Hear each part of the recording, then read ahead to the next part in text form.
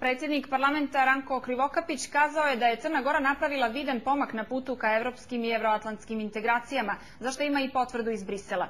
Krivokapić je siguran da je crnogorski državni vrh obezbijedio adekvatan ambijent za evropski put i u tom smislu nedavni boravak premijera Đukanovića u Bariju ocijenio mudrim, ličnim i državničkim činom.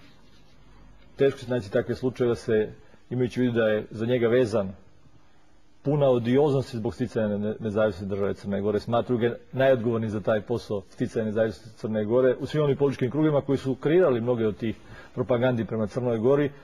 On je pokazao da i lična i državnička hrabrost je prisutna da donese odluke i pokazuje se da je odjeljiv čak i pred sudima koji mogu imati političku motivisanost. Znate, kada sudi kao političar u sud neke druge države, može biti politički motiva u tom sudovanju protiv vas.